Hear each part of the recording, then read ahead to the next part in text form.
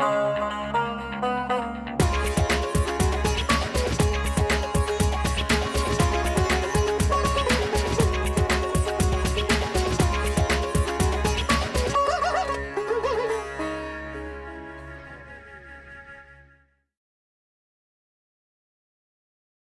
great. So the title of the talk is really the P3 potential, and it's really the potential for public-private partnerships in the United States. And even though I'm up here in the fancy suit, there was a huge team of people that worked on this, not least of which Professor Giuliano and Professor Schweitzer, who were the principal investigators and co-principal investigator. Like I said, she said I was the project manager, but then there was also students that worked on it, and some of those are, actually, Zach is here today, but some of those names look familiar to you probably because they were, if you're a second year, they would have been a second year last year. And just, while I have your attention, I would definitely seek out work on research projects because I think it really benefited the students that worked on it, and they can point to things that they've published. And Teddy is working on a paper with us out of this research that will probably eventually get published, and Zach already presented at TRB a summary of this work and is probably going to write another paper that might get presented at another conference. So I guess I would just say before going on is try and proactively ask your professors about participating. But they had a lot to do with this project. So let me just touch briefly a little bit on the history. Some of you may recognize our Professor Schwarzenegger. Prior to him coming to USC, he had another career and he was governor. And at the time, he was very pro public-private partnership. Well, I guess probably he still is, I would assume so. And he pushed the legislature to create a commission called PIAC, which is Public Infrastructure Advisory Commission. And the goal of that commission was to encourage P3s in California. And in the legislature's infinite wisdom, they created this commission, but no money, there was no staff money for it. And so Caltrans was didn't know what to do, didn't know how to support it. So someone at Caltrans went out and got a $500,000 grant, and Jen, I don't know if they gave it to you or you just took it? They asked you, yeah, they asked us to do it, and we said yes. And so the original purpose of it was to sort of provide support to this commission. So that's where we kind of come, that's presumably where we're coming from. There was actually a phase 1 of the research that, that we conducted. The talk is going to focus a little bit on phase 2, and that was actually divided into 6 sections. And up here you can see like who worked on what, but there was, we first looked at some criteria for evaluating P3 projects, and I'll talk a little bit about that later, but we went out and collected 83 case studies and did some analysis on that. We also looked at analytical tools. I'm not going to talk a whole lot about that today, but basically what we found is that the analytical tools out there in forecasting for P3s are not great. Mostly because a lot of them are based on the 4-step process, and that doesn't do a great job of forecasting tolled facilities. Structuring P3 projects, we spent, well, actually I should say, Matt Cridler spent a lot of time reading 4 separate P3 contracts, and we developed sort of the best practices and sort of the top 10 clauses that ought to be in a future P3 contract. Institutional capacity, we actually went out and interviewed folks who worked at the CTC level, the County Transportation Commission level. So like, people at the MTA or even small counties, big counties, Sandag was people. So MPO, CTC level people to find out what they knew about P3s. And it turns out not so much. The third section was market for private capital, and we did a big research in trying to find out, where the money is coming from, who's sort of behind the P3s, and what they think of California. And there were sort of mixed reviews about California, but we'll talk about that a little bit later. And then finally, we did 2 two very detailed case studies, one of the SR 125, which I'll talk a lot about, and the other of the Orange County toll roads, which I'll talk a little bit about. All right, so basically what it comes down to is we found that there were sort of 5 lessons that came out of all this research. The first is constraints on domestic P3s mean fewer of them. And what we found is that internationally, there are a lot more P3s. And in a few places in America, they do okay. But because of certain financial restrictions and tax policy issues and just institutional inertia, there aren't a whole lot of P3s in the United States. And part of that is because of constraints. I think this is sort of like the big takeaway, the second lesson, and that's facilities that are high demand, have few substitutes, and broad public support are the ones that are best suited for P3s. And you know, you'll kind of give this away, but basically, if you remember one thing from this talk, just remember that if someone's talking to you about a P3, ask yourself, how is it like the Golden Gate Bridge? The Golden Gate Bridge has very few substitutes.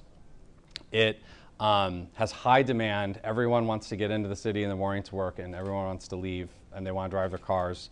And if it were need replacement, there's probably isn't anyone that wouldn't support replacing it. So you have sort of those big facilities. So if you sort of remember those 3 things, high demand, few substitutes, and broad support, then that's the perfect candidate for P3. So that sort of covers the 2. 3, the broad support. Places that have informed public officials and have P3 offices do more P3s. And that's basically because the more that public officials and public sponsors are aware of what P3s can do and how they work, they're more likely to actually use them and use them appropriately. And then finally, the last lesson is if you're going to do a P3, you want to make sure that the risks are allocated appropriately and making sure that the private sector is taking on enough risk and the public sector is doing what they can do best. So let's moving on. Like I said before, the US doesn't have a whole lot of P3s. And a couple of reasons for that are unlike places that have more P3s, UK, Canada, Australia, the continental Europe, these are places that have a ton of P3s. And they have them because at the national level, there's a P3 policy that encourages people at the lower levels to use P3s to deliver services. And not just transportation services. I'll talk a little about in a second. In the US, there is a limited knowledge of P3s. And when we talked, well, in California, because we only interview people in California, but it's pretty transferable. When we talked to these people, they didn't know how they worked, they didn't know how to use them, they didn't know what they were right for. But there is a lot of P3 awareness. And the difference there is that the P3 consulting firms and the P3 sort of, for lack of a better word, industrial complex that pushes them does a great job of selling P3s to politicians and does a good job of selling them to county level decision makers and staff folks. So there's a lot of interest, but there's not a lot of knowledge. Also, there's no institutional history of doing P3s. In California, we have a little chart that shows how many they've done. There are some, but for the most part, facilities are still driven either traditionally, either money coming from gas tax, but not anymore. Now money coming from, sales taxes list, Measure R kind of things. So there isn't a big institutional structure that supports P3s, and therefore they don't happen all the time. This is sort of a controversial one, and it's a little strange. And on the one hand, you'll hear proponents of P3s say, well, even though there's all these programs that help reduce the difference between the tax advantage of public financing versus private financing.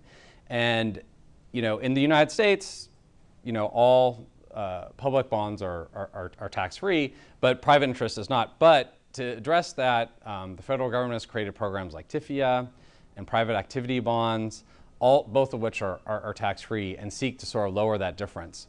What you'll never hear anyone say about that is that if you have project A and it's publicly financed through bonds or TIFIA loans or whatever, and you have project B that's the same cost that's financed using private activity bonds and also TIFIA, in a P3, there's always going to be a stack of the capital that's equity. And there's no equity in a public facility. And equity is just a fancy word for rich people making investments. And when rich people make investments, they want big returns. So there's always going to be an equity component of that stack, of that financing stack. And that's always going to be in the neighborhood of 10, 11, 12%. So when you see the article from Reason Foundation that says, there's no difference, the private sector has access to all this cheap capital or all this capital that's about the same price as a public facility, just remember that they don't talk about that component that is equity. And there's a lot more about that, because I don't want to bore you too much because that's a lot of my background, but there's a lot more of that in the papers. So if you're really interested in that, that's a good thing to do. And finally, I touched on this a little bit earlier. In the US, we focus all of our P3 interest just on transportation projects. And when I gave that sort of laundry list of countries and areas of the world that do P3s, they focus on not just transportation projects, but public health projects, other public services, schools, hospitals, all those types of things. And so if you're a person selling your P3 wares, are you going to go to the country that is where you have the chance to make a lot of deals, or just deals in one segment or one deal? So that's sort of an interesting thing that it's one of the limits on the U.S. that we just look at transportation for P3s. Just to give you an idea about how where we are at P3s relative to the other world, the blue bars represent the percentage by values, and then the red dots are the number of projects. And you can see, Europe does way more. And the definition of Europe was a little vague, but it's probably, you can think about it as like 350 million people with a GDP about the size of the United States. And you can see it's like, more than double the number of P3s. But what I find is a little telling is this Canada number, because, it's a very close comparator. And Canada has about a third the number of P3s that we have. But you're also talking about a place that's about a tenth the population and about a tenth the GDP, although I think they're a little richer than us now, so maybe it's about a ninth of our GDP, but we'll say a tenth. But they have a third, and so that's a huge. It just shows you, in a country that's like sort of fairly comparable to the United States, how much more P3s they do than we do. P3s in the U.S. are basically insignificant depending on what you're comparing it to. This big blue bar is all the bonds issued by all the municipalities in the United States of America, and it's $2.3 trillion, and it was 2010. This little, what seems to you to be a little red line, is $49 billion of transportation-specific bonds issued. And if this were higher resolution and I could zoom in, you would see a thin little green line representing the P3s that were done in 2010, and that's $6.7 billion. So even a huge increase in P3s is still only a small fraction, or it's just a small percentage of what is done on transportation alone. So even if it were to double, it would still be small. That said, P3s are growing. The blue bars show the volume in dollars of P3 transactions. The red sort of subbars are stuff that was done in California. There's a few things that are a little misleading about this chart. One, I'll just bring your attention to one. In 2009, you see there's sort of a big spike. That's partially because after Lehman Brothers fell in September of 2008, there was no financial transactions happening whatsoever. So the 2008 bar is actually smaller than it would have otherwise been had there not been the global financial crisis. And the 2009 is actually bigger than it otherwise would have been because some of those projects just were put on hold for 3, 6, 9 months and just got moved into that calendar year. But you can still see, I mean, just remember back to the previous chart, even at, you know, what is it, it's 6.7 billion in 2010, it's just still a pretty small number. This is what we found were the best kind of P3s. Places where there was few demand, high demand, few substitutes. And I want to talk a little bit more about a place where there was a failed P3 that we found. And this is a map of San Diego. So downtown San Diego down here, you've got the 5 running north, the 805 here. This orange line or yellow line is the South Bay Expressway. Now, just to give you a little idea about San Diego, I think this is sort of like where downtown is, and demand sort of declines as you move from west to east.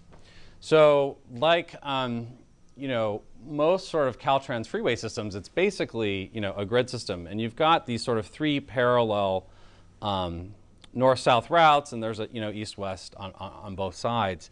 And what happened is this area was forecast to grow a lot, and it had actually grown from there was like some factories like World War II production factories, and it was a huge sort of growth area. And the line, the population growth line, I should have put that in the slides, but just go straight up like this. And so all the planners thought this population boom was going to go on forever, right? So they said, okay, we need this freeway. And it had sort of lackluster public support. And so there was also lackluster political support, if you compare it to, say, like the red line or the purple line extension in the United States or in LA, there was a big, there's public support. Villaraigosa was part of it, and he built a coalition, and they passed Measure R, and Measure R is going to pay for that extension. Well, there was no equivalent for the South Bay Expressway because it wasn't something that the public was demanding, so there was no politician that was going to go out and be the champion, and so therefore there was no money to build it. So someone in the planning office decided it'd be a great idea to build it as a P3, right? Because we can't get sales tax money for it. There's a lot of sort of pressure for that. So Macquarie, who's an Australian company, was just dying to get into the US market. And they jumped at the chance to do this because they wanted to sort of prove that they could build it and show it as a model. There was enabling legislation for 4 different P3s. This was one of them. The 91 express lanes were another, and there were 2 in the Bay Area that never got built. But this was supposed to be the newest and greatest thing. And what ended up happening was the demand that was forecast never happened. The population growth stopped, and the tolls weren't enough to pay the cost. And it went bankrupt. And, it's funny, and it's very easy for me, like, looking, 20 years later, decisions were made a long time ago. But if you were to look at just this map and you were an alien from outer space and you said, okay, well, demand is higher here and reduces this way, and you've got 3 parallel roads, which of the 3 would you toll? It wouldn't be the furthest one away with the lowest demand, right? It would be the highest one. But anyway, so this sort of has all the makings of a P3. And one of the people we interviewed called it the P3 paradox. And the P3 paradox is basically planners suggest a public-private partnership when there isn't the necessary conditions to build it in another way, like using sales tax, a sales tax list or gas tax money. And so planners say, okay, well, if we can't build it traditionally, because the public isn't demanding it, then we'll build it by public-private partnership. But the problem is, if there isn't the demand, then it's not going to succeed. So it's sort of, you got to be careful of that. There has to be the demand. That's why I go back to the Golden Gate Bridge or the 405. Like the 405 is a great example. There's talk of building a high occupancy toll lane in the 405.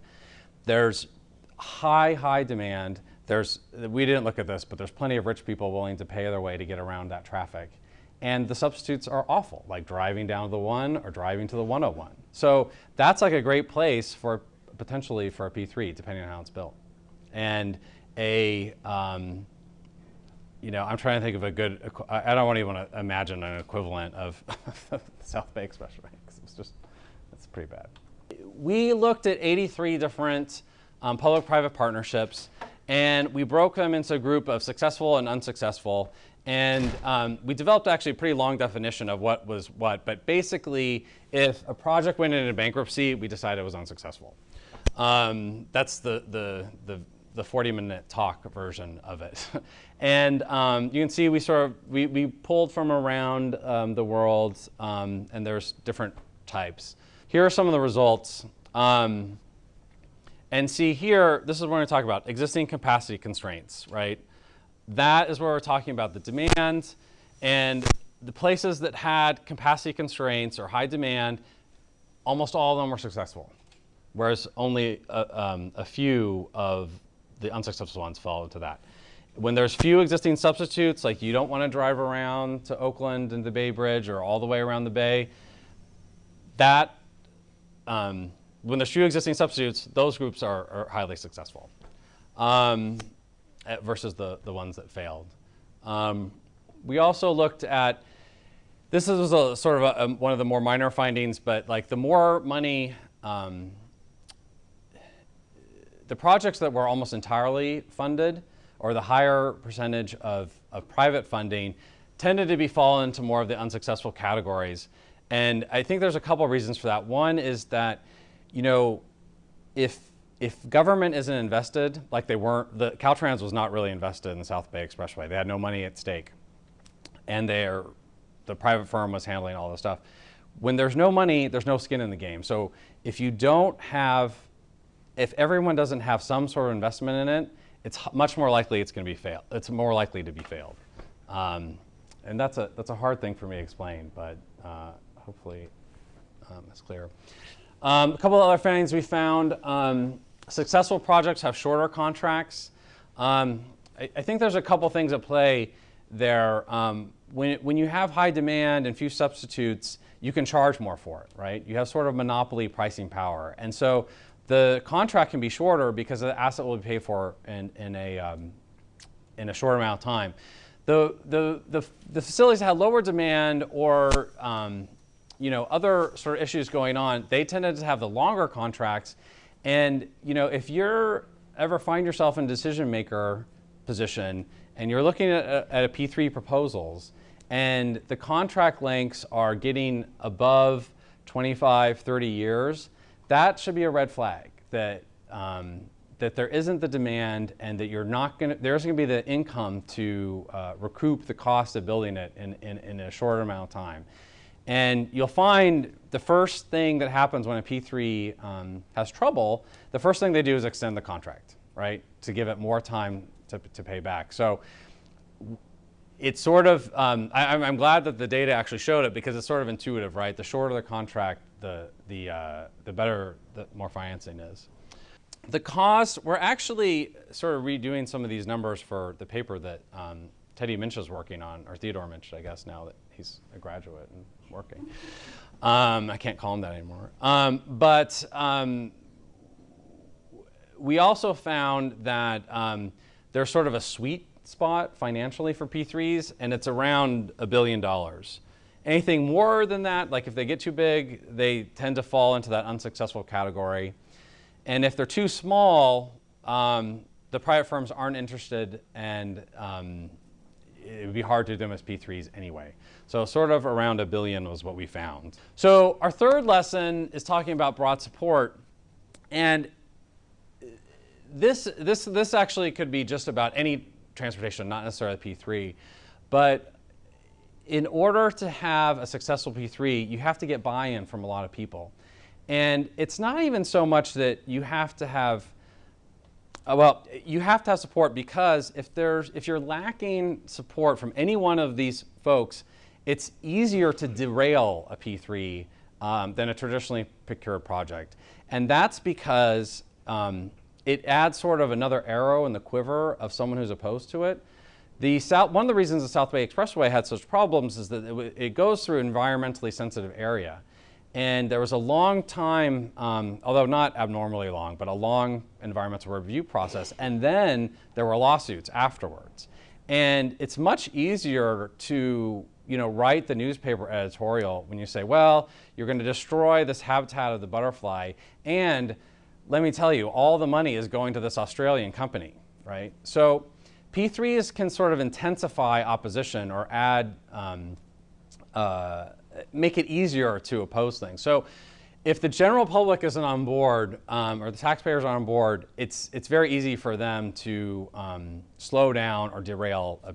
It's easier to derail a P3 project. And that's probably true of any project, but it's even more so of P3s. Public sponsors, if the folks at the CTC level or whoever is building this facility don't want to build as a P3, it's just not going to happen, right? Because they're the ones that are going to do that. So if they are not invested in P3s or they don't have support for P3s, it's just not going to happen. Private sector. Private sector actually has to want to spend money.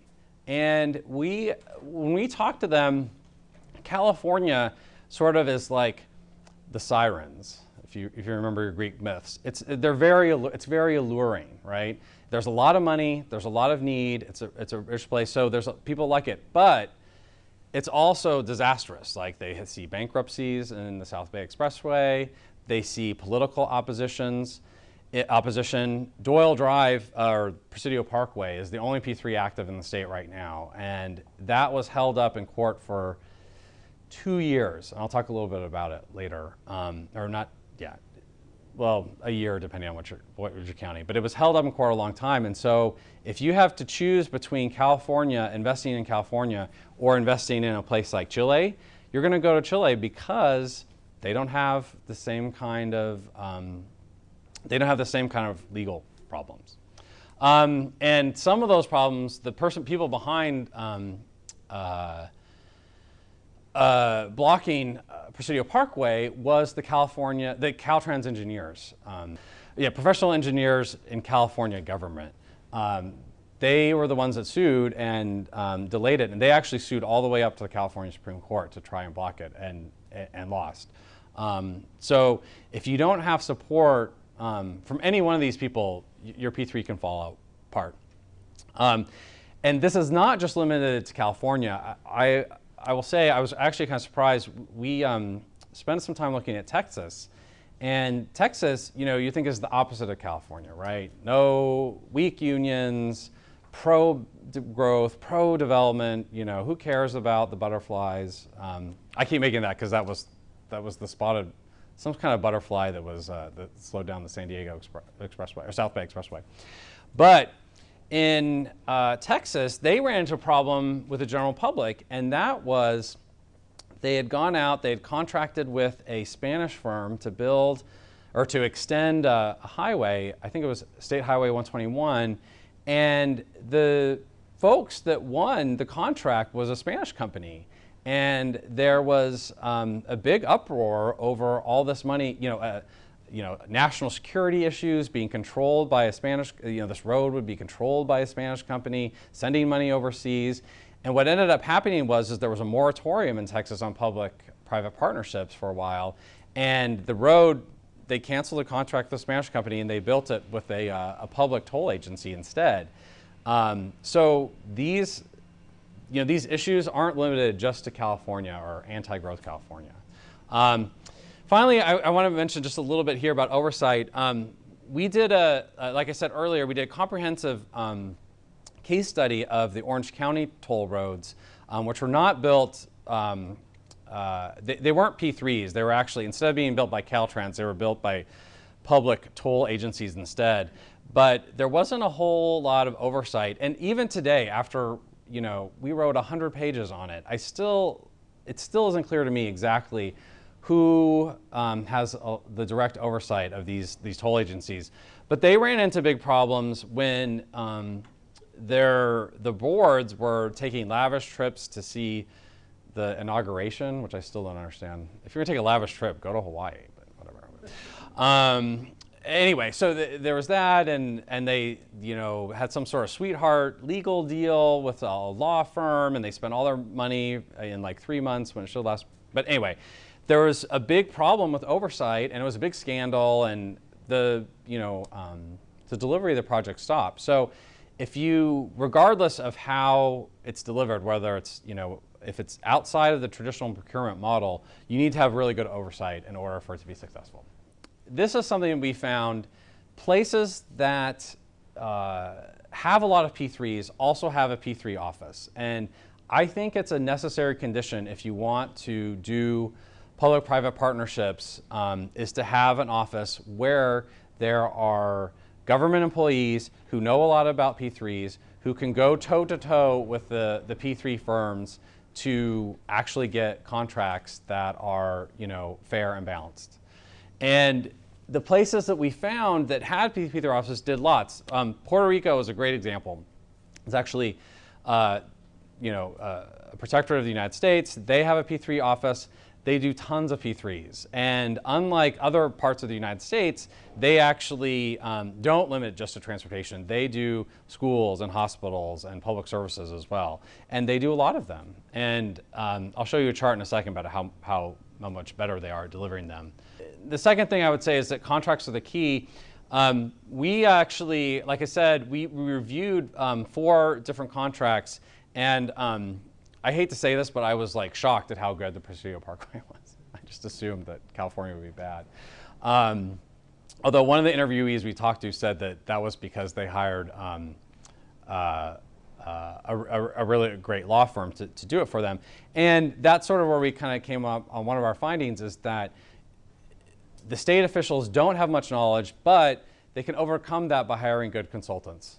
So those of you who are thinking about going into consulting, maybe you'll be on the other side of that, helping states with P3s. But that's the only way that state officials can overcome lack of institutional knowledge, is hiring consultants. But anyway, like I said, the Presidio Parkway is a great example. And in fact, of the 10 provisions that we found in our research that should be in a contract, it had 9 of them. So, and I'll say one more thing about contracts is that the more complete they are, the better. And you have to, one of the big things is contemplating what's going to go wrong and what might even go right.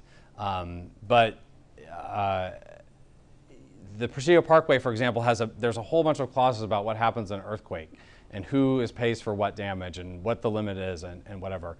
So that's a great example of what could happen.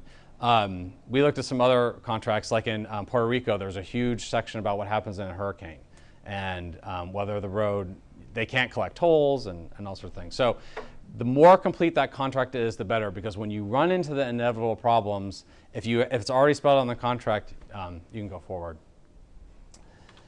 And just to sort of highlight a little bit about Puerto Rico, we kind of developed this timeline, and you'll see the authorizing legislation for, which ended up, the project is Presidio Parkway, that was approved way back over here in early 2009 in California. And it sort of goes through the process, the RFQ, the RFP, all that stuff. And then this is the sort of 1-year block of the Caltrans engineers union suing. And if you look down here on the bottom, the enabling legislation in Puerto Rico passed after California's, and this timeline is pretty much the same minus these legal issues. And they got to financial close even before us because of that difference. So if you don't have support, and this, in California it was labor, in places like Texas it was like the public opposition. whatever this is, whatever this red mark is, if you don't avoid that in the beginning, you're not going to have a successful P3. Well, and the jury's still out. I mean, I guess Presidio Parkway could still be successful, but we'll see. And finally, our last lesson is about allocating risks. I like to say this more of a joke. The P3 industrial complex and the P3 consulting firms will all say, the best thing about P3s is it takes risk away. And it transfers it to the private firm. And it's not really the case for a couple reasons. And the analogy I always use is like, if I buy life insurance, it doesn't take away my risk of dying. It takes away the medium-term financial risk my family would face with a loss of my income. But I could still die. So that's sort of like what a P3 does. It doesn't really eliminate the risk of something bad, but it sort of transfers the sort of the cost to someone else. But I don't get life insurance for free. I have to pay for it, right?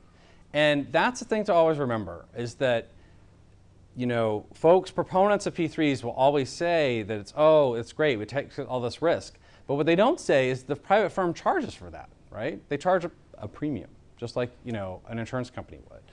So keep that in mind when people are sort of promoting P3s.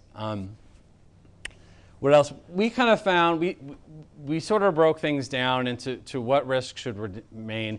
And basically, what we heard from the P3 firms was like they don't want to risk right-of-way acquisition. They don't want to risk environmental review. Those things should stay with the public sector. It should be all done and ready to go and, quote, shovel ready, and then the P3 firm will stay in. At that point, they'll go out and find the money, and they'll go out and do the project management and make sure that the project stays on track. And that's sort of the conventional wisdom, and that's sort of what we found as well. But don't ever, just always remember that any risk, no matter what it is, whether it's financing, project management risk, or whatever, or earthquake risk or whatever, that always comes at a cost. It's not free. What are the big conclusions? The U.S., Puerto Rico accepted, just doesn't do many P3s.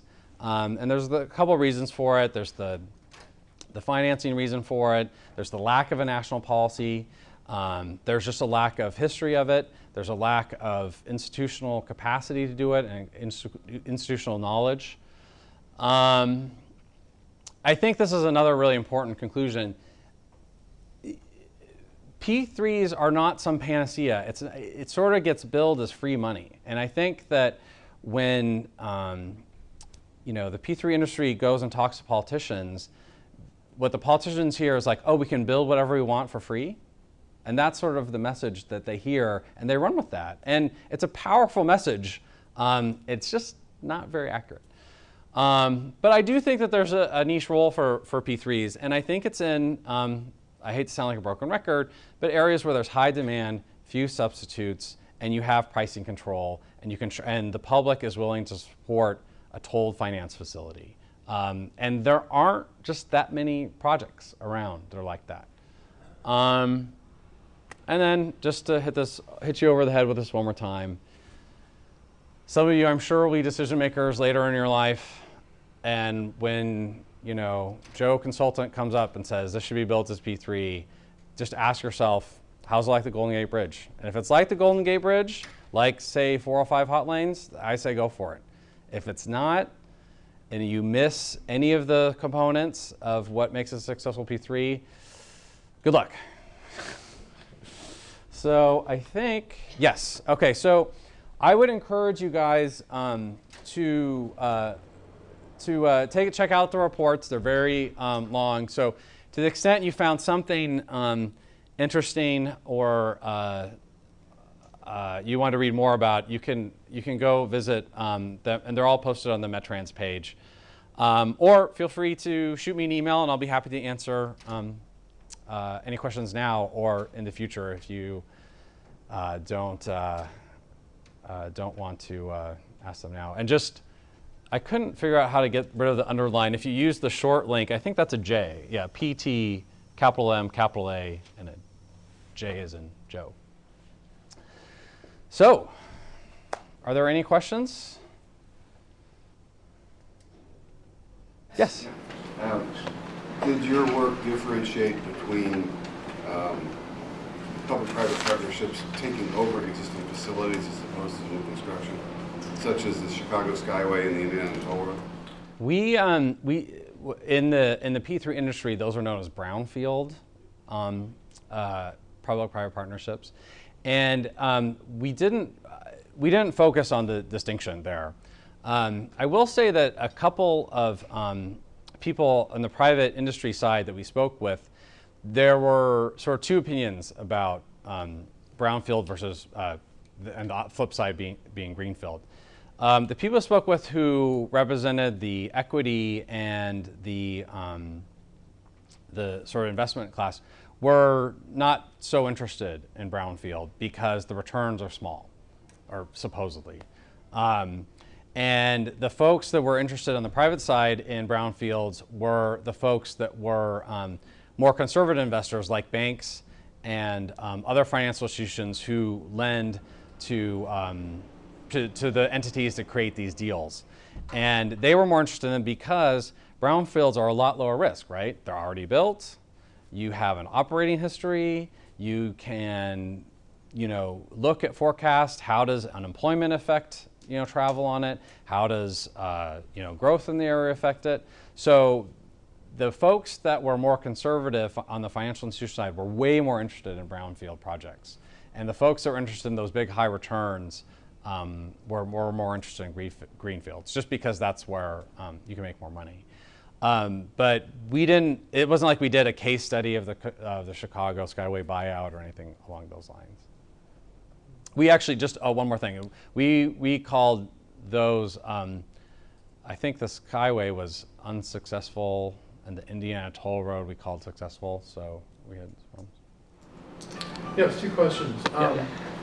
For right-of-way acquisition, what are the laws regarding buying or basically potentially using right of eminent domain to condemn property that I'm then going to form a private partnership with because of Supreme Court decision, and then a lot of states rush to try and reduce that, and then also who owns the thing at the end? So like 20 or 30-year contract runs out, does it go to another person? Does the locale own it? What happens? Typically what happens, I'll answer the second part of the question first. Typically what happens on the contract is that the private firm doesn't own the underlying real estate. They own sort of the, if it's a highway, the concrete. So it's sort of like they have like a long-term ground lease type of thing. And what happens is at the end of the ground lease, the asset at the end of the contract, the asset returns to whatever public sponsored it, whether it was Caltrans or LAMTA. So that's typically how it works. I think I mentioned earlier, Virginia had some toll roads that ran into revenue trouble, and what they end up doing is they just continue to extend the contract, and I think one of them is like a 99-year lease. So the idea is that 99 years from now, it'll return to the state, but who knows what can happen. So I think in principle, yes, the asset returns to the state. In practice, maybe not. I don't know. In sort of the modern era of P3s, we haven't seen too many assets be returned yet. So we'll see. In terms of eminent domain and then transferring that to a public asset, I think part of it is that, like I said, is that if Caltrans, say, condemned the land to build to freeway, they still retain ownership of the land. It's just that sort of that ground lease type structure. So therefore, the issue of condemning land to give to a private individual doesn't necessarily come into play, but we didn't look at that issue specifically. So if you were wanting to oppose a P3, that might be a good avenue to pursue. Yes? I just wanted you to repeat a little what you were talking about earlier about the different cost of public financing versus private financing for the loans. Oh, sure. And also how, I guess how that relates to the 12% equity. Oh, sure, okay. I kind of took this out of talk because it's like, I'm kind of nerdy about it, and some people kind of eyes glaze over, but I'm glad you brought it up. It's great. So I'll try and use the fewest financial terms as I possibly can. But whenever there's a big financial transaction, the way it works, and this isn't unique to P3s. This is like, could be a pool of mortgages. It could be a big loan to a big company or whatever. But there's usually one financial institution that arranges it. And if it's a really big loan, it's a Wall Street investment bank. And what that bank does is it takes the loan and it divides it into pieces. And it's called a stack. It's called the investment stack. And at the top of the stack, you have the riskiest part, and at the bottom of the stack, you have the safest part.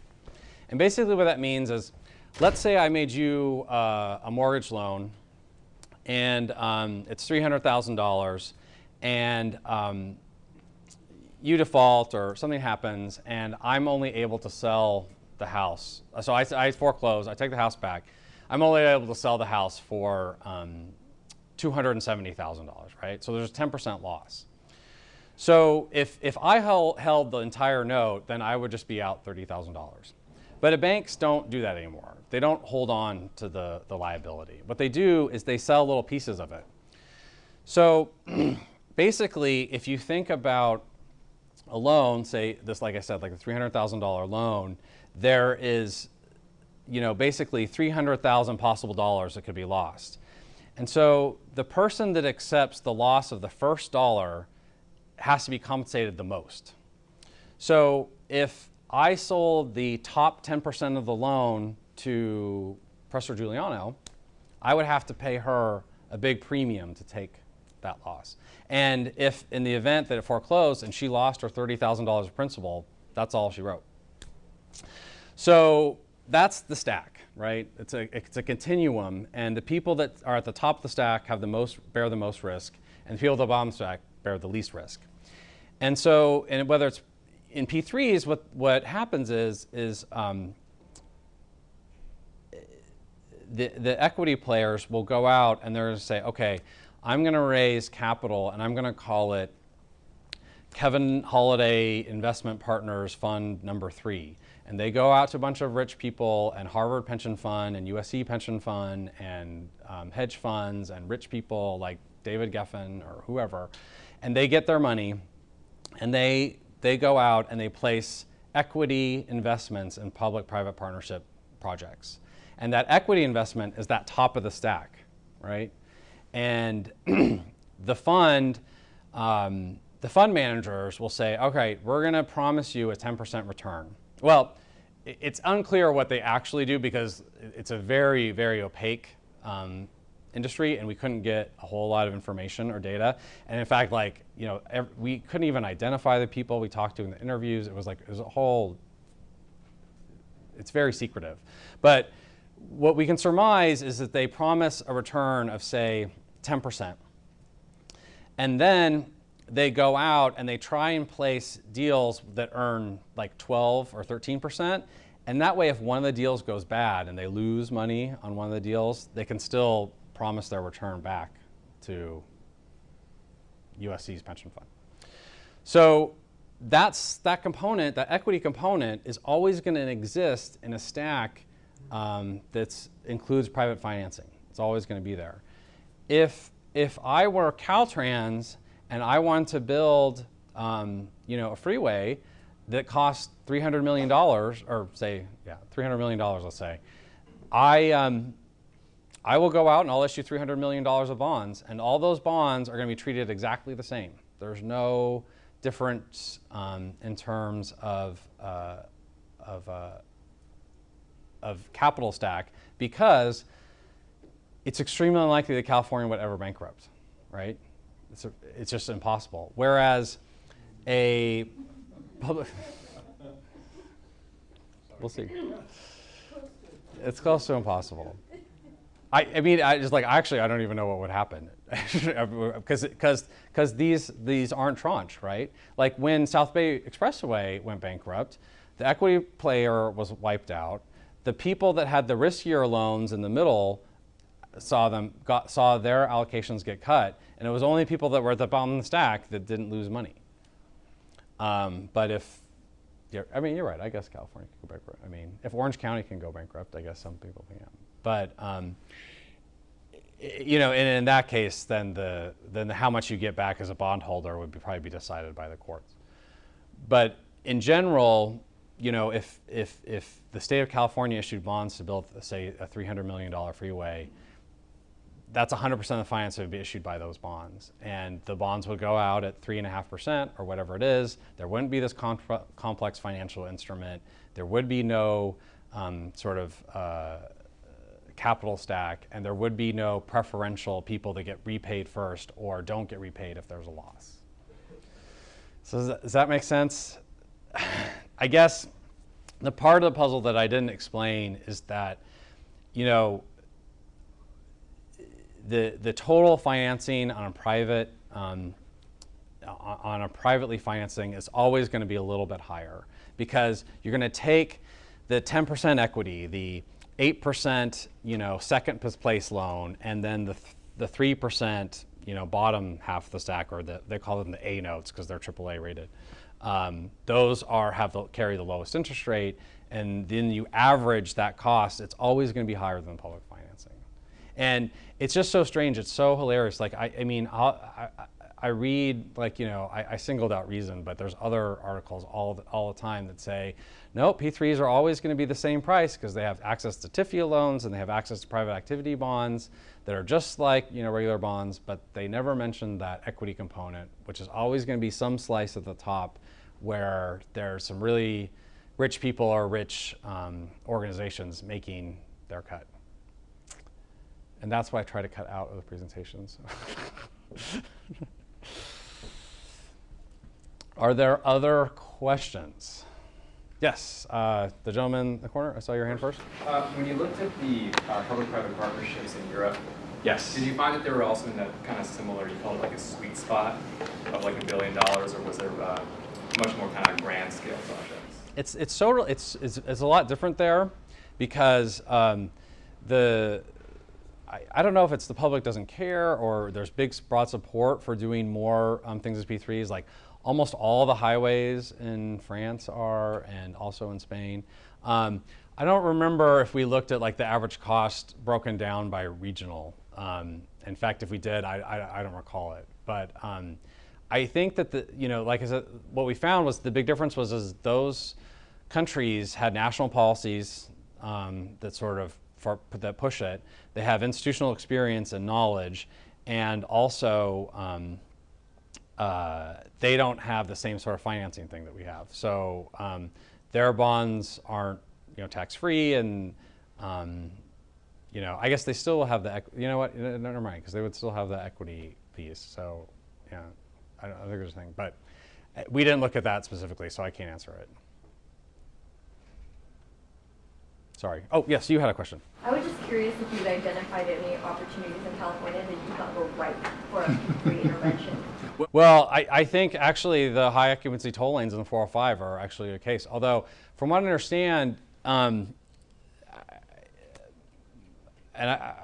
limited understanding is that the facility that Metro is envisioning is all underground, which is very expensive, and also includes some sort of light rail component, which is also very expensive. And I have a couple problems with that facility as I understand it's being envisioned. But I think a more traditional above ground or like 110 freeway style hot lane in the 405 would have a short contract term. It would be a great P3. I think you have to be careful when once you start digging and it's very expensive and you want them to also pay for what I would assume would be a third tunnel with light rail. I also didn't understand how a light rail would operate operationally, because it's like, where would it be from and to? But so I think the 405, I think there's actually a lot of corridors in California that are hot lanes that would be the thing for that. Were they tacking on the rail line onto the project? That's what I've heard. And it's sort of like, I don't know what's happened. But if someone came to me and said, we are thinking about putting a hot line in the 405, or you know, the 10 freeway from where that existing hot lane is going to end out to, say, West Covina, I'd be like, those would be great. Those would be great facilities, and they might not look so great. They might look like the 110, which I don't think looks so great, but they would be very. I think that the one that they're building on the 10 right now is going to be very successful financially, and even if you had to spend a little more capital to extend it out, I think it would be a great thing. I don't see, you know, Professor Myers isn't here, but I don't see I sort of see the population growth kind of flatten in California. I mean, his latest numbers all seem to show that there isn't much growth. So I don't know that there's a big need for Greenfield P3 highway projects. I think it'd be more about rebuilding existing infrastructure, or you know, to the extent that the public is willing to accept, you know, tolls.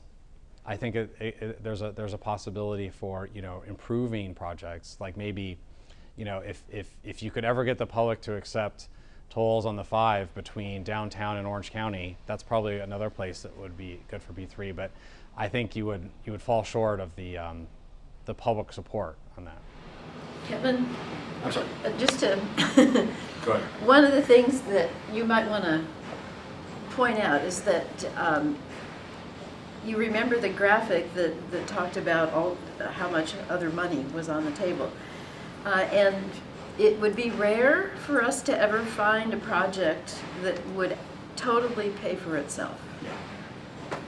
So the 91 comes to mind as one of the unusual ones.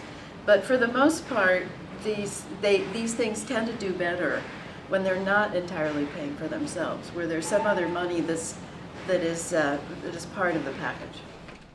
Right, and I should have been more clear when I explained that before, but like when we showed the things that were 100% financed by private, they tend to be more likely to be unsuccessful. You know, I'm not an engineer, but when I was in planning school, the rule of thumb that Brian Taylor taught me was that if it was on the ground, it costs $1. If it's above ground or raised above ground, it costs $10. If it's underground, it costs $100. So that's how I always sort of think about things. And when you're talking about a tunnel under rich people's homes, that's going to be really expensive.